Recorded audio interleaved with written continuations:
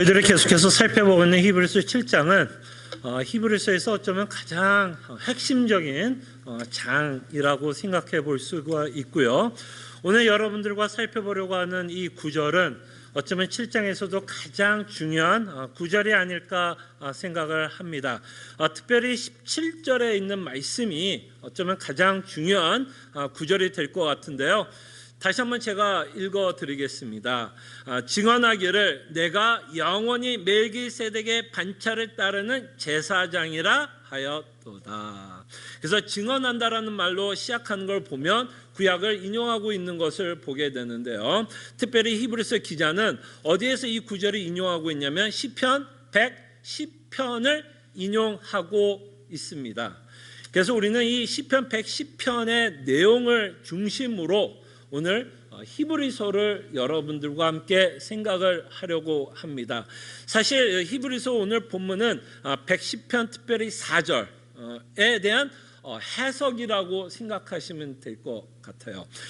그렇지만 전체적으로 시편 110편을 중심으로 오늘 여러분들과 함께 말씀을 생각해 보겠습니다. 특별히 110편에서 가장 중요한 구절이 있다면 두 구절인데요. 한 절은 1절이고요. 다른 한 절은 4절입니다. 4절이 지금 히브리서가 인용하고 있는 구절이고요. 1절은 이렇게 됩니다. 한번 제가 읽어드릴게요. 여러분 한번 이제 시편 110편 1절을 보시길 바라요. 자, 여호와께서 내 주에게 말씀하시기를 내가 내 원수들로 내 발판이 되게 하시기까지 너는 내 오른쪽에 앉아 있으라 하셨도다. 그럴 때 이 시편 110편이 왜 중요한가는 이런 이유 때문에 중요해요.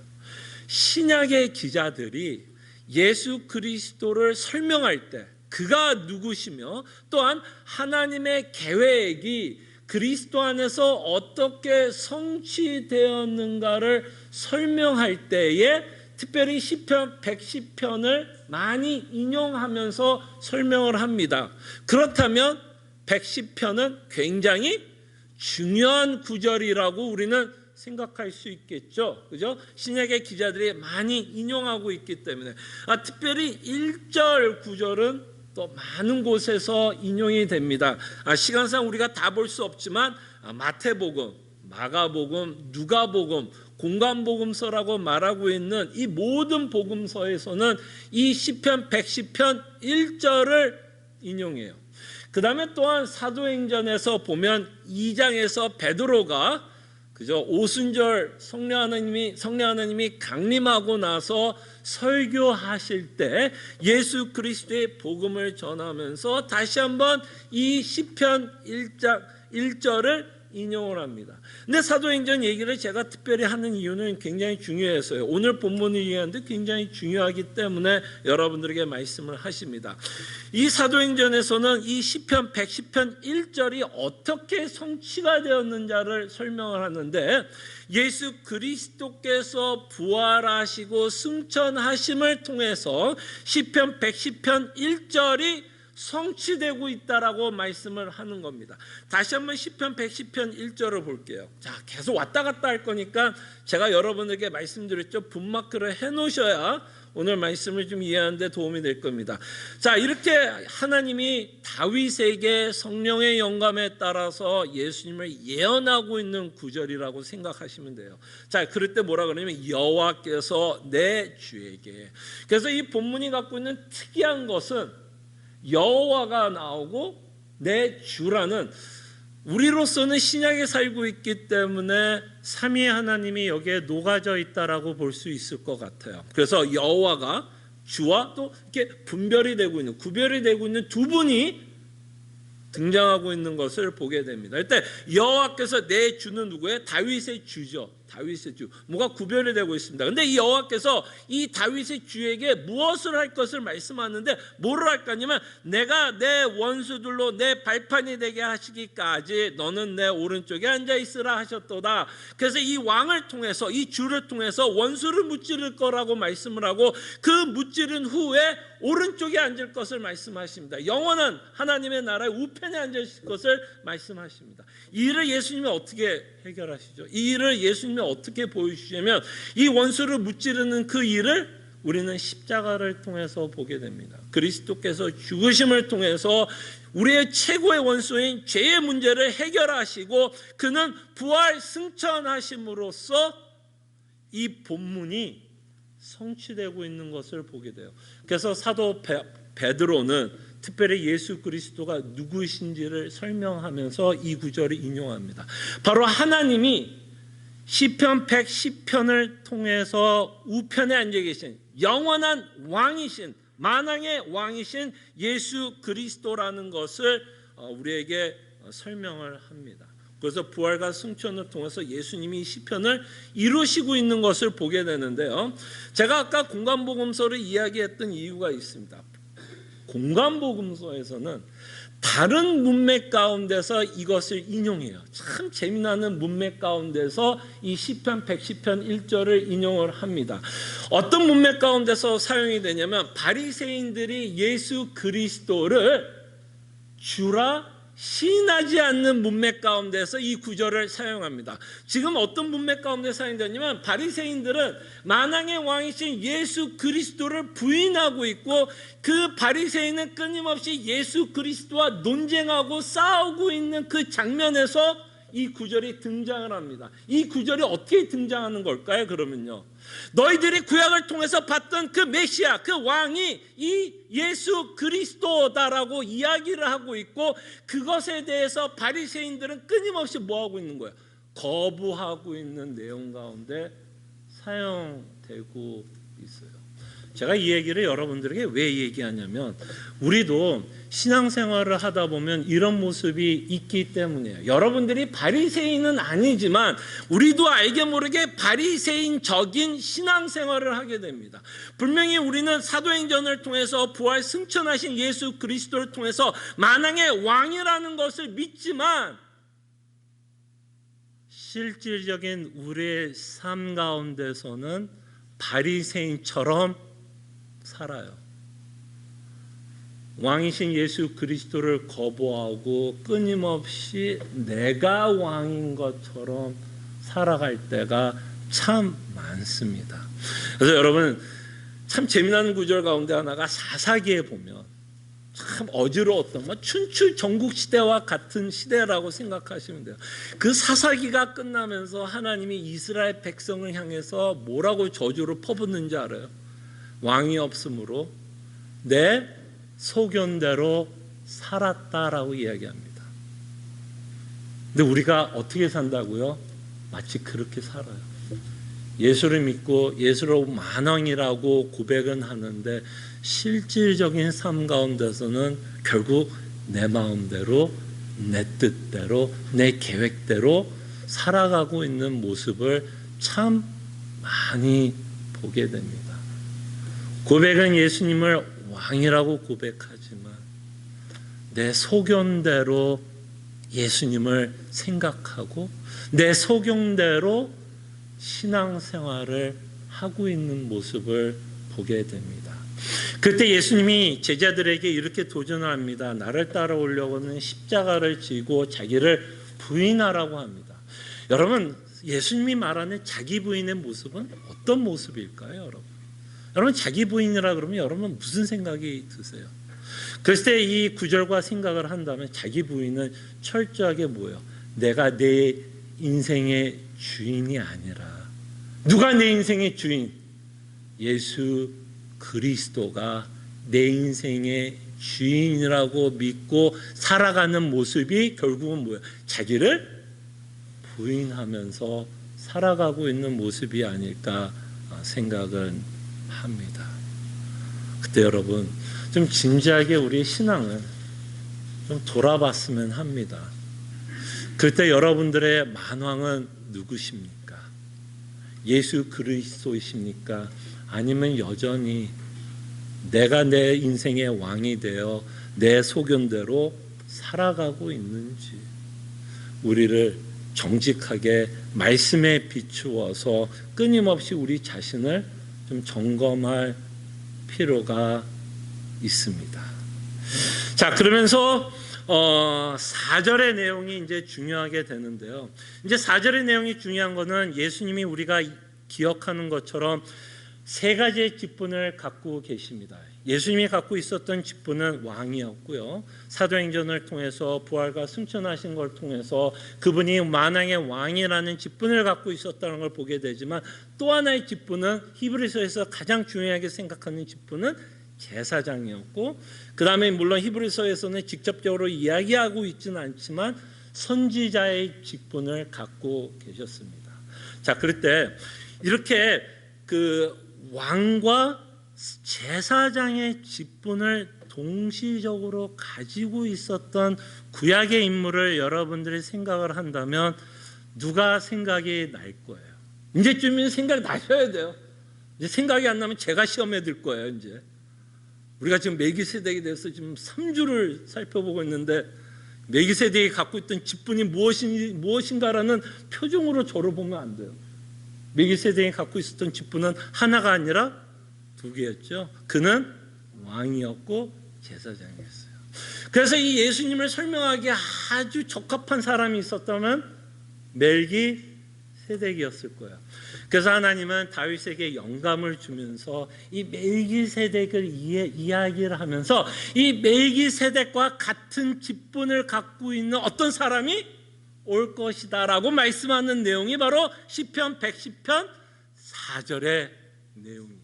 그래서 멜기세덱이 등장을 합니다. 그래서 4절을 보면 시편 110편 4절에 보면 여호와는 맹세하고 변하지 아니하리라 이르시기를, 그러면서 요 구절을 히브리서가 인용하죠. 너는 멜기세덱의 서열을 따라 영원한 제사장이라 하셨도다. 그럼 여기서 말하는 너는 시편 110편 1절에 말하는 주와 동일한 인물입니다. 그죠?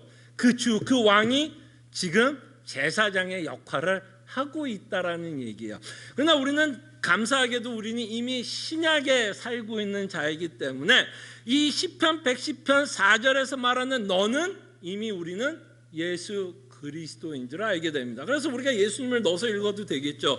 여호와는 맹세하고 변하지 아니하리라 이르시기를, 예수는, 그죠? 예수 그리스도는 멜기세덱의 서열을 따라 어떤 자요? 영원한 제사장이라 하셨도다. 그래서 예수님이 이 4절의 말씀을 이루시고 있는 것을 보게 됩니다.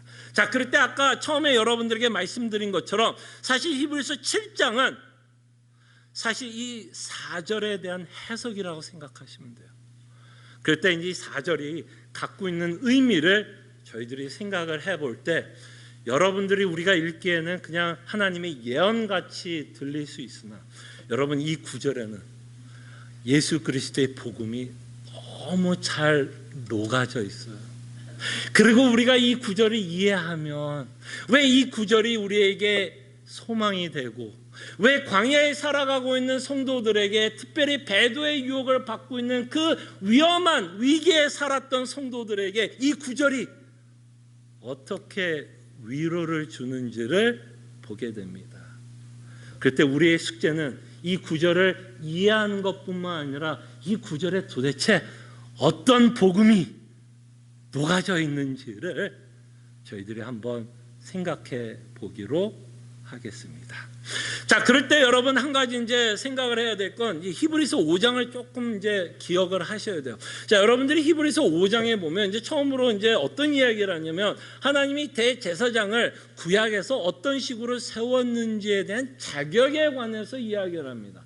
근데 그 자격에 대해서 세 가지를 이야기를 하는데 그 중에 마지막 자격 중에 하나가 구약의 대제사장 또는 제사장은 스스로 되는 자들이 아니라 당연히 하나님의 부르심을 받은 자들만이 제사장이 될 것을 말씀합니다.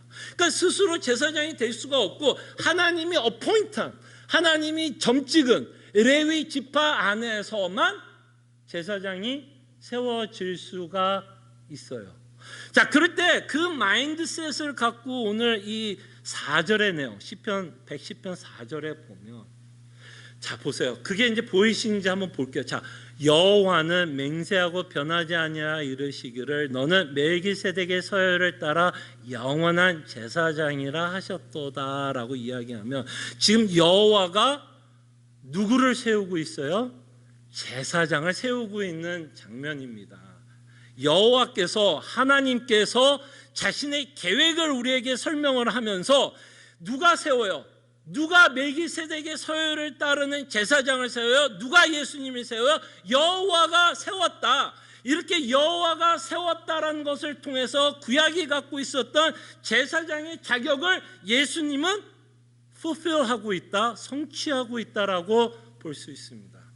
근데 여기서 여러분, 기가 막힌 어마어마한 복음이 녹아져 있어요. 하나님이 예수님을 제사장으로 세우셨고 이 구절을 통해서 계획하고 있다라는 이 내용은 우리에게는 너무나 큰 위로를 줍니다. 여러분, 곰곰이 생각해 보십시오. 하나님이 왜 멜기세덱의 서열을 따르는 제사장을 세우실까요? 여러분, 제사장이 필요했던 이유가 뭐였어요? 그냥 축제하기 위해서 페스티벌? 축제 분위기 때문에 제사 제도를 줬어요? 이스라엘의 죄의 문제를 해결하기 위해서 주신 제도가 제사 제도예요. 그죠? 근데 하나님은 지금 우리를 구원하기 위해서 제사장을 세우셨다라는 말에는 어떤 말이 포함되어 있냐면, 하나님께서 죄인인 우리를 구원하기 위해서 자신이 가장 사랑하는 예수 그리스도를 우리를 위해서 주시겠다라는 것을 보여주고 있는 구절입니다. Understand? 무슨 말인지 알겠어? 다시 말씀드리면 하나님은 이 계획을 세울 필요가 없었어요. 그렇지 않아요. 죄의 삭은 사망이었고 하나님은 우리를 심판하셔도 하나님은 공의롭고 거룩하시긴 자이기 때문에 우리는 할 말이 있다 없다? 없어요. 우리를 하나님이 심판하기에 합당함에도 불구하고 하나님은 뭐 하시는 거예요? 계획을 세웠어요. 내가 너희를 구원할 건데 어떻게 구원할 거냐면 내가 내 사랑하는 독생자 예수 그리스도를 너에게 줌으로써 내가 너를 구원하겠다라는 거예요. 곰곰이 생각하면 이게 하나님의 사랑 아닐까요? 주실 필요가 없었다라니까요. 계획할 필요가 없었다라니까요. 그럼에도 불구하고 하나님은 계획하셔서 우리에게 독생자 예수 그리스도를 주시겠다라고 말씀하고 있다면 사실 이 계획을 통해서 우리는 하나님의 사랑을 맛보게 됩니다. 진짜예요. 하나님의 사랑을 맛보게 되고 그 하나님의 계획하심을 통해서 우리는 그의 사랑을 맛보면서 우리는 참으로 많은 위로를 받게 됩니다. 자, 그러면서 이 시편 4편에는 이제 또 이런 말이, 이런 구절이 기억되어 있죠. 여호와가 세우셨어요. 그러실 필요가 없으셨던 여호와께서 계획을 하시고 독생자 예수 그리스도를 우리에게 보내주실 거라고 약속을 하는데요. 기가 막힌 말씀합니다. 자, 여기서 이제 중요한 말이 뭐냐면 4절에 보면 시편으로 다시 갈게요. 여호와는 맹세했다라고 말씀합니다. 여러분, 이 말이 왜 중요한지 알아요? 맹세라는 말. 여러분, 곰곰이 좀 생각을 해보면 하나님은 굳이 맹세할 필요가 없어요. 하나님은 여기서 말하는 것처럼 변하지 않으시는 분이고 히브리서 5장을 통해서 하나님의 속성 가운데 그는 변하지도 않을 뿐더러 거짓을 하지 못한다라는 속성을 갖고 있어요. 그렇기 때문에 하나님은 약속을 해도, 그죠? 약속을 하면 그건 반드시 이루어져야 안 이루어져요? 반드시 이루어지게 돼 있어요. 근데 왜 굳이 자기의 속성에 의하면 반드시 이루어질 이 일에 대해서 여호와께서 맹세했다라고 말씀할까요? 굳이 하나님은 맹세할 필요가 없다라는 얘기야. 근데 왜 굳이 맹세했을까요? 여러분, 이 맹세는요, 우리를 위한 맹세였어요. 우리를 위한 맹세예요. 자, 하나님은 자신을 위해서 맹세할 필요 없어요. 우리를 위한 맹세. 왜 맹세했어요? 이 맹세를 통해서 하나님의 강한 의지를 보여주는 것이라고요. 하나님의 마음이 절대로 변하지 않을 것이다. 하나님이 계획한 것 절대로 변하지 않을 것이다. 하나님께서 구원한 것 절대로 변하지 않을 것이라는 것을 무엇으로 우리에게 확신을 주는 거예요? 맹세로. 내가 맹세한다. 그러면서 그 맹세가 갖고 있는 효력과 그 맹세가 우리에게 위로를 주기 위해서 하나님의 속성을 우리에게 말씀하는 거 아니야. 그가 뭐 한다고요? 변하지 않는다. 여러분, 이 하나님의 속성이 왜 중요한지 알아요, 여러분? 여러분들을 곰곰이 생각해 보면 왜 하나님의 속성이 변하지 말아야 될 것을 이해하게 됩니다. 여러분과 저는 약속을 하죠. 여러분 자녀들에게도 약속하고 남편들에게도 약속하고 부인들에게도 약속하고 사업을 할 때도 계약하는 자들과 약속을 맺습니다. 근데 여러분 곰곰이 생각해 보세요.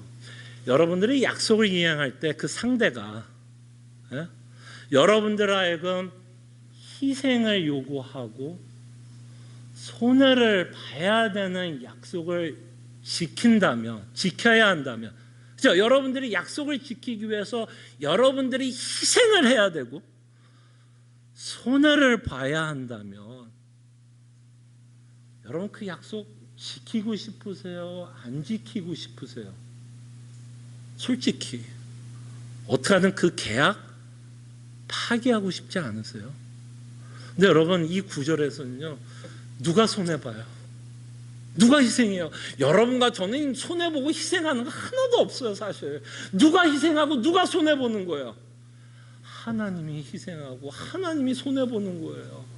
그러니 우리라면 당연히 우리의 마음은 변하겠죠. 변하겠죠.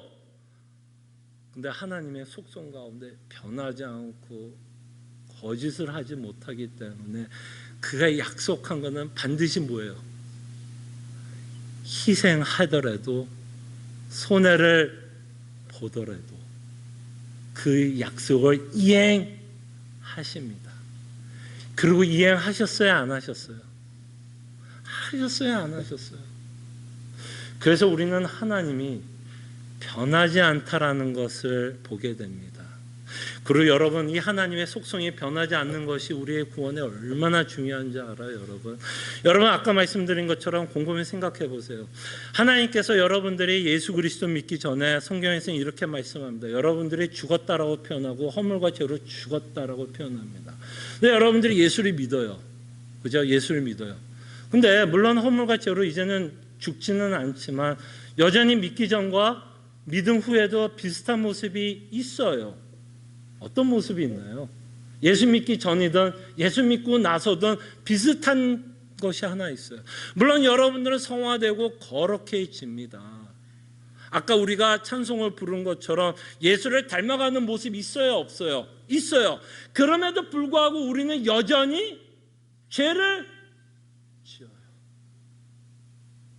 그때 만약에 하나님이 우리와 같이 변덕쟁이라면 하나님의 의지가 어떻게 될까요? 꺾일까요? 안 꺾일까요?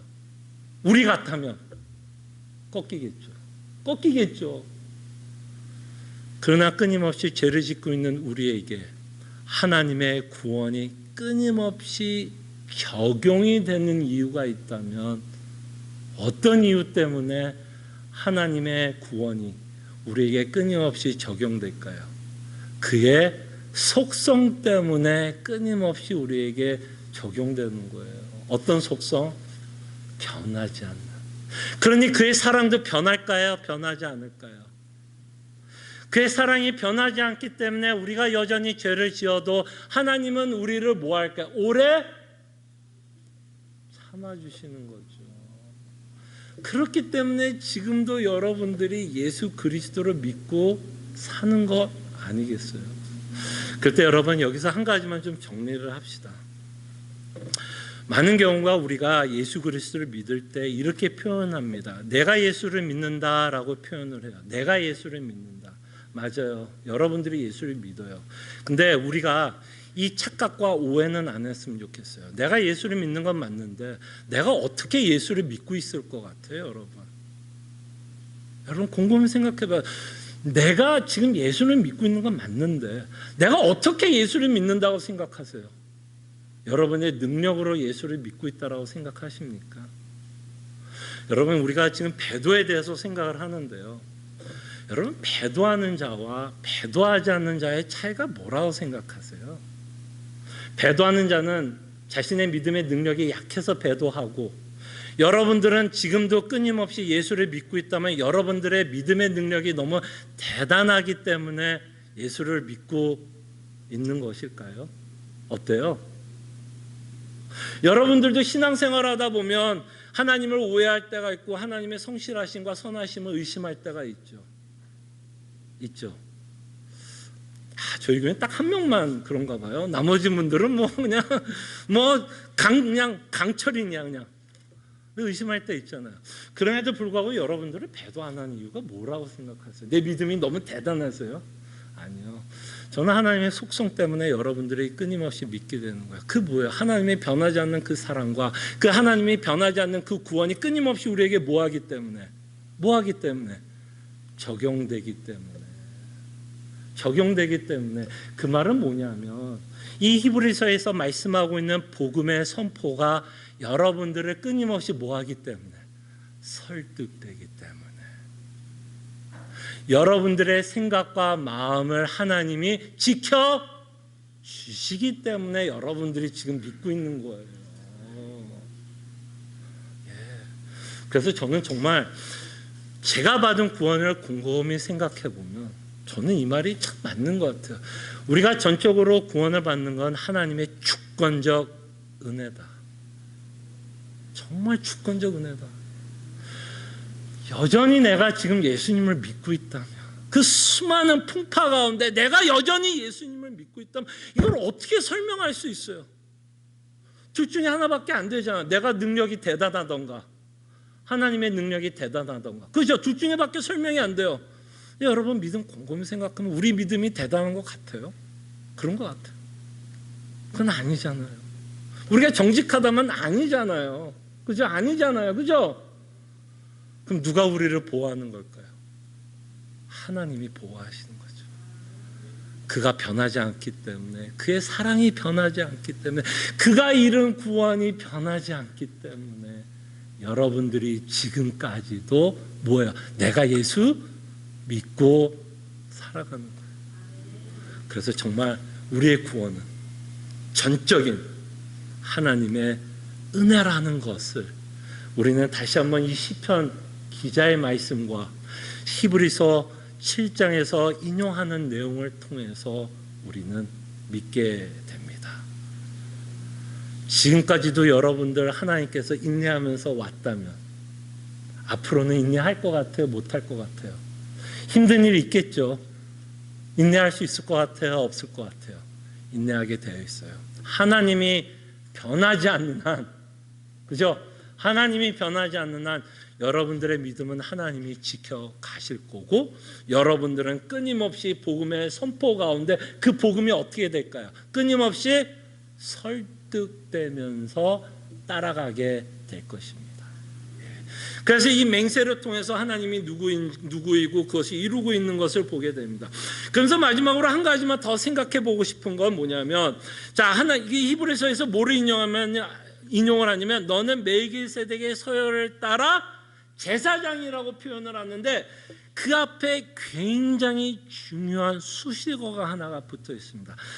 변하지 않는 그 속성과 비슷한 내용을 갖고 있는 내용인데요. 뭐라고 표현하냐면 영원한 제사장이다라고 표현합니다. 그는 그냥 제사장이 아니라 어떤 제사장? 영원한 제사장. 영원한 제사장.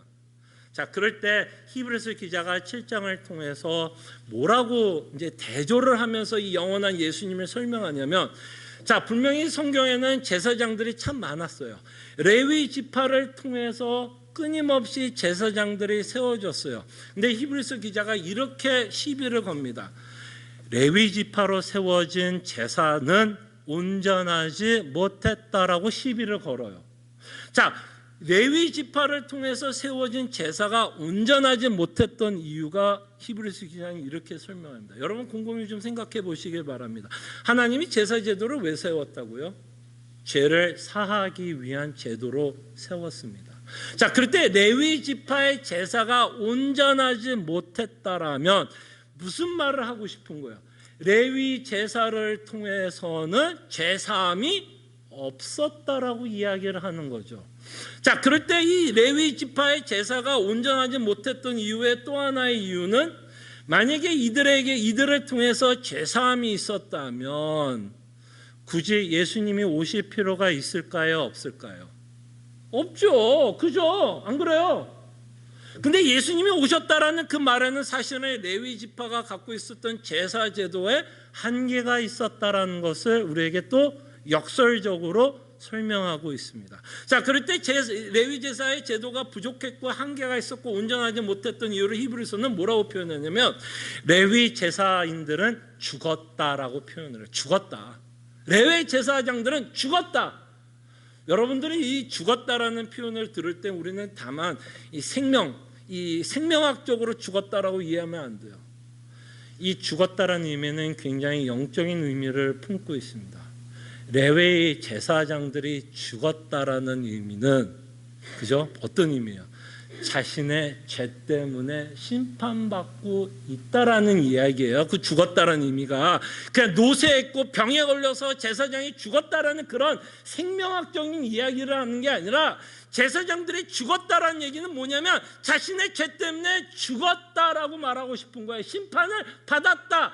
자신의 죄 때문에 죽었다면 죄인이 다른 사람들에게 구원을 베풀 수 있을까요? 자신도 죄인인데 자신도 죄인이면서 다른 사람을 용서할 수 있을까요? 자신의 죄부터 해결을 해야겠죠. 그런 의미에서 제사장은 레위 지파의 제사장은 온전하지 못했다는 것, 죽었다는 것을 통해서 죄의 심판을 받고 있고 죄의 사함을 받지 못하고 있다는 것을 보게 됩니다. 근데 예수님은 좀 달랐어요. 예수님은 죽었어요. 그죠? 뭔가 그러면 제사장과 비슷한 게 보이죠? 구약의 제사장처럼 예수님도 죽었어요. 근데 제사장과 다른 게 하나 있어요. 공통적인 부분이 있지만 다른 점이 있다면 제사장들은 자신의 죄 때문에 죽었다면 예수님이 죽은 건 자신의 죄가 아니었고 백성들의 죄를 짊어지셨기 때문에 죽으셨어요. 그래서 성경은 예수님의 죄에 대해서 뭐라고 그래요? 죄는 없으셨다라고 말씀합니다. 그러나 그가 죽었어야 되는 이유는 여러분과 저의 죄를 사하기 위해서 제사 제물이 되어요. 우리의 죄가 그에게 뭐예요? 전가되고 있는 것을 저희들이 보게 됩니다. 공통 분모가 있어요. 죽었어요. 또 다른 점이 있다면 뭘까요? 예수님은 부활하셨어요. 부활을 하셨고 예수님은 이미 승천하셔서 저희들이 조금 전에 살펴봤던 시편 110편 1편에 나온 것처럼 어디에 앉아 있어요? 오른편. 그렇기 때문에 부활하셨고 승천하셨다면 죽어있는 상태에 있을까요? 살아있는 상태에 있을까요? 살아있는데 그의 생명은 일시적일까요? 영원일까요? 영원한 생명을 갖고 승천하셨습니다. 그렇기 때문에 하나님이 이 제사장에 대해서 멜기세덱의 서열을 따라서 오시는 이 제사장을 뭐라고 수식하면서 설명하냐면 영원한 제사장. 이 말에는 우리의 죄를 영원히 사하셨다라는 의미도 포함되어 있고요. 또 히브리서 기자가 이런 말씀을 하십니다. 여러분, 예수님이 지금 우편에 앉아 계시잖아요. 뭐 하고 계실 것 같으세요? 편하게 놀고 계실까요? 뭐 예수님이 하실 일 다 하셨으니까 편안하게 놀고 있을까요? 히브리서 7장에 보면 예수님이 영원한 제사장으로서 하나님 우편에 앉아 계시면서 지금도 뭐 하신다고 말씀하냐면 간구하신다라고 말씀합니다. 이 간구라는 의미가 굉장히 중요해요. 지금도 간구해요. 그리고 여러분들을 위해서 영원히 간구하실 거예요. 하나님의 나라에 들어가기까지, 영원한 안식에 들어가기까지 여러분들을 위해서 간구하실 거예요. 그럼 우리가 이 간구라는 의미를 우리는 많은 경우에 기도로 이해를 합니다. 그랬을 때 하나님이 지금 예수님이 뭐 하나님께 기도한다라고 생각을 할 수 있지만, 저는 예수님이 하나님께 기도한다라기보다는 저는 이 간구의 의미를 요한일서에 나오는 2장의 내용으로 이해를 합니다. 이 간구가 기도의 내용보다는 요한일서 2장 1절에 보면 예수님은 뭐라고 표현하냐면 대언자라고 표현해요. 대언자. 우리를 위한 대언자라고 표현해요. 그 대언자라는 말이 뭐냐면 우리를 대신해서 말해주는 자. 이 말을 우리식으로 이야기하면 뭐냐면 우리의 변호사가 되셨다는 얘기예요. 우리를 끊임없이 뭐 해주시는 분? 변호해 주시는 분. 우리 편에 서서 여러분과 저를 끊임없이 대언해 주시고 변호해 주시는 분이시다. 그때 이 변호사가 어떤 변호사예요? 영원한 변호사예요. 영원한 변호사. 그래서 그는 끊임없이 그가 이루었던 그 구원을 여러분들에게 적용시키기 위해서 끊임없이 변호해 주시는 대제사장인 것을 우리에게 말씀하십니다. 여러분, 이 예수님의 간구하심 또는 변호가 왜 필요한지 아세요, 여러분? 이건 여러분들이 현재에 살아가고 있는 성도들에게 반드시 필요한 것 중에 하나입니다. 제가 지난주에 여러분 설교를 하면서 여러분들은 여전히 이 땅에 살아가면서 영적인 전쟁을 치른다라고 말씀을 드렸어요. 그죠? 그냥 기억 안 나도 제가 그저 하면 했다라는 거예요. 끄덕해 주시면 진도 나갈게요. 자, 우리는 끊임없이 영적인 전쟁을 합니다. 그럴 때 우리는 영적인 전쟁을 언제 하냐면 염려할 때 영적인 전쟁을 한다라고 말씀을 드렸어요. 자, 여러분들이 염려를 할 때 여러분들의 신앙의 상태를 좀 곰곰이 한번 생각해 보세요. 여러분들이 염려를 하게 되면 수많은 일들에 대한 걱정을 하고 있지만 그 염려 때문에 뭐를 또 고민하게 되냐면 진짜 하나님은 선하실까? 하나님이 진짜 나와 함께 하실까? 정말 하나님이 나와 함께하고 있다면 나한테 이런 일은 있을 수 없겠지라는 뭐를 하게 되냐면 의심을 하게 됩니다. 이것은요, 여러분, 믿는 자들 다 하는 거예요. 그러니까 이건 부끄러울 건 아니에요. 다 하는 거예요. 우리 아닌 척하면서 굉장히 강한 척하면서 2시간, 3시간은 교회에서 보지만 여러분 집에 가면 우리는 염려를 할 수밖에 없는 상황들이 있어요. 염려를 할 때 어떻게 영적 전쟁이 일어나냐, 마귀들이 우는 사자와 같이 여러분들에게 덤빕니다. 덤벼들어요. 그때 여러분들이 의심하고 있는 그 일에 마귀는 뭐 할 것 같아요? 휘발유를 치는 거예요. 끊임없이 하나님을 뭐하게 하기 위해서 의심하게끔 생각을 집어넣어요. 그리고 참 안타까운 거 우리는 참 잘 속아요. 여러분, 아담 욕하지 마세요. 아담이 뱀에게 속았죠. 속아서 선악을 알게 하는 나무 먹었잖아요. 우리도 염려할 때 하나님을 의심하고 있으면 우리도 맨날 아담과 같이 속고 사는 거예요. 그래서 하나님은 너무해. 하나님 어떻게 이럴 수 있어? 하나님 나와 함께 하지 않아? 하나님을 사랑하지 않아? 아니요. 정말 여러분, 하나님이 여러분들의 생각을 어떻게 지키냐면 여러분들의 문제를 해결해서 여러분들의 생각과 마음을 지키지는 않아요. 문제는 끊임없이 안고 갑니다. 근데 여러분, 하나님이 여러분들의 생각과 마음을 어떻게 지키는지 알아요? 이 히브리서의 논지를 통해서 여러분들의 생각과 마음을 지켜요. 하나님이 계획했던 그 일이 예수 그리스도 안에서 어떻게 이루어지는가를 보여주심으로써 하나님의 선하심과 신실하심과 그의 인자하심을 보게 하고 나 같은 죄인을 살리신 그 하나님의 사랑을 복음을 통해서 맛보기 때문에 염려할 때 그 일이 이제 잘 들으셔야 돼요. 복습입니다. 그 일이, 그 염려하는 일이 내가 이해할 수 없어도, 이게 중요한 말이에요. 혼란스러워도 내가 믿고 있는 복음이 적어도 여러분들이 하나님의 속성을 의심하지 않게 보호하십니다. 그렇기 때문에 우리는 하나님의 사랑을 문제 해결을 통해서 확인하는 게 아니라 우리는 끊임없이 하나님의 사랑을 어디에서 확인을 하셔야 되냐면 히브리서의 논지를 통해서 확인하셔야 돼요. 그래야 여러분들이 인내하고 소망을 갖고 끊임없이 달려갈 수 있게 되지, 문제 해결하는 것을 통해서 하나님의 사랑을 확인하려고 그러면 여러분들은 넘어질 수밖에 없어요. 왜? 하나님이 우리의 문제를 다 해결하지 않아요. 그리고 하나님이 해결하지 않는 것뿐만 아니라 엎친 데 덮치는 일도 허락하세요. 그죠? 엎쳤는데 덮치는 일도 허락하신다니까요, 하나님은요. 근데 여러분들은 그냥 현상적인 것만으로 하나님이 나와 함께하고 있다는 것을 확인하려고 그러면 여러분들은 끊임없이 마귀에 속을 수밖에 없어요. 이것 봐라, 하나님이 이러니까 사랑하지 않아. 그럼 여러분은 속을 수밖에 없어요. 우리의 생각과 마음을 지킬 수 있는 유일한 방법은 복음이에요, 여러분. 복음이에요. 히브리서에서 왜 이렇게 주구장창 얘기하는 건 이 히브리서의 논지가 여러분들의 생각과 마음을 지키기 때문에 하나님이 반복하고 또 반복하는 거예요. 자, 그러면서 오늘 왜 영원한 대제사장이 중요하냐면, 여러분들은 또한 영적 전쟁을 하는데, 여러분들이 제가 말씀드린 것처럼 예수 믿기 전이나 예수 믿고 나서 여전한 게 있어요. 여전한 게 있어요. 물론 아까 말한 것처럼 성화하고 거룩한 모습이 없다란 얘기는 아니고 예수님을 닮은 모습이 없다란 얘기가 아니지만, 예수 믿기 전이나 예수 믿고 나서 여전히 똑같은 게 하나가 있다면 여전히 죄를 지어요. 근데 여러분들이 죄를 지을 때 이게 건강하게 반응을 할 때가 있고 굉장히 건강하지 않게 반응할 때가 있어요.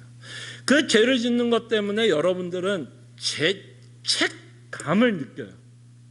근데 여러분, 죄책은 없어요. 죄의 책임은 하나님이 다 짊어졌어요. 예수님이 짊어지셨어요. 이걸 믿으셔야 돼요.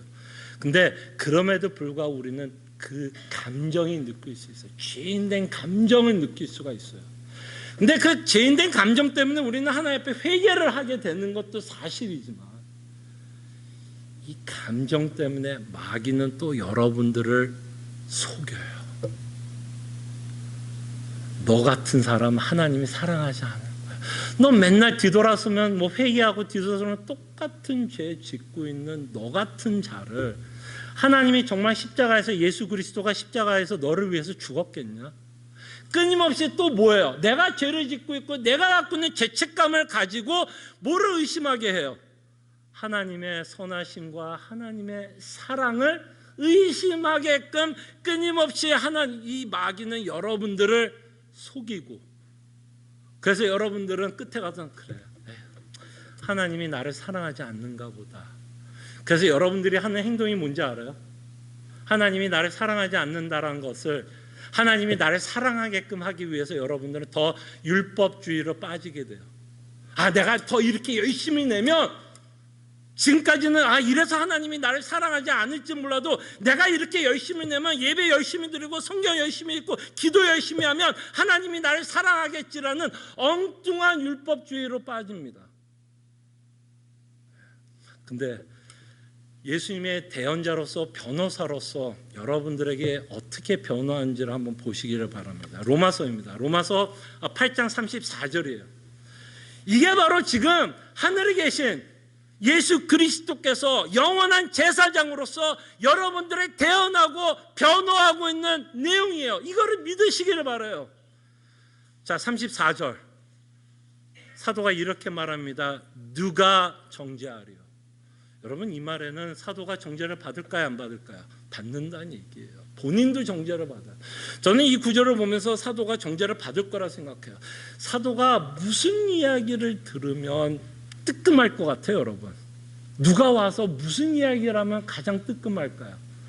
야, 너같이 예수 그리스도의 교회를 핍박하고 죽인 자를 정말 하나님이 사랑할까라는 말을 들으면, 그럼 사도 바울이 뜨끔할까, 안 뜨끔할까요? 뜨끔할 것 같아, 안 뜨끔할 것 같아? 당연히 뜨끔하죠. 자기가 했던 행동이 있는데. 정죄를 받을까요, 안 받을까요? 사도 바울도요. 정죄를 받죠. 양심이 끊임없이 자기를 정죄하는 느낌을 받겠죠. 그러면서 사도가 외칩니다. 누가 정죄하리요?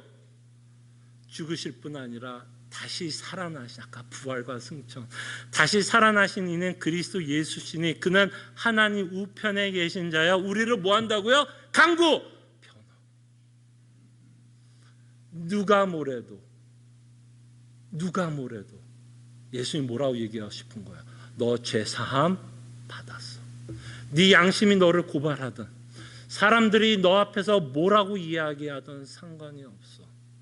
너는 죄사함을 받았어. 그때 여러분들은 끊임없이 신앙생활하면서 선택하는 거예요. 누구 말을 들을 거예요?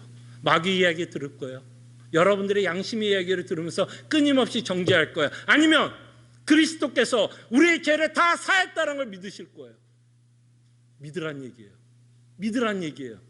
그러면서 이제 35절부터 그 영원한 대제사장님 여러분들을 얼마나 사랑하고 있는지를 여러분들에게 외칩니다. 누가 우리를 그리스도의 사랑에서 끊으리요? 마귀가 아무리 정죄하고 우리가 죄를 지었고 하나님을 슬프게 하고 어렵게 해도 그가 변하지 않는다면 그는 끊임없이 우리를 오래 사랑할 거예요. 오래 사랑하는 것뿐만 아니라 영원히 사랑할 거예요. 그렇기 때문에 사도는 우리에게 외칩니다. 누구 때문에? 예수님 때문에. 누가 우리를 그리스도 안에 사랑해서 끊으리요? 환난이나 공고나 박해나 기근이나 적신이나 위험이나 칼이냐? 그죠? 기록된 바 우리가 종이 주를 위하여 죽음을 당하게 되며 도살당할 양같이 여김을 받았나이다 함과 같으니라. 그러나 이 모든 일에 우리를 뭐 하신다고요? 사랑하시는 이 멜기세덱 반차를 따라오시는 그 예수 그리스도를 통해서 우리에게 끊임없이 말하고 싶은 건 내가 너를 사랑한다. 내가 너를 사랑해서 예수 그리스도를 세웠다. 그리고 내가 너를 얼마나 사랑하느냐? 내가 맹세했다. 너가 나를 아무리 싫어하고 너가 여전히 죄를 지어도 내 마음은 변하지 않을 것이다. 내가 약속한 거 영원한 안식은 어떻게 하든 너에게 주겠다. 이 37절 그러나 이 모든 일에 우리를 사랑하시는 이로 말미암아 우리가 뭐예요? 넉넉히 이긴다. 광야 가운데서도 우리는 넉넉히 이깁니다. 이 복음은요 여러분들이 이기게 해요. 여러분들이 이기게 해요. 그러니까 지금까지 온 거 아니에요. 그러니까 예수님 지금까지 믿고 온 거 아니에요. 이기게 해요. 우리가 넉넉히 이기느라. 그래서 사도가 뭐라 그래요? 내가 확신하노니. 이 확신은 누구에게 달린 확신이에요? 예수님 때문에 오는 확신이에요. 내 삶을 보고서 확신하는 게 아니에요. 끊임없이 예수 그리스도 멜기세덱의 반차를 쫓아 나오는 그 대제사장 예수 그리스도에게 초점을 맞추기 때문에 사도는 이렇게 외칩니다. 내가 확신하노니 사망이나 천사들이나 권세자들이나 현재일이나 장래일이나 능력이나 높음이나 깊음이나 다른 어떤 피조물이라도 우리를 우리 주 그리스도 예수 안에 있는 하나님의 사랑에서 끊을 수 없으리라.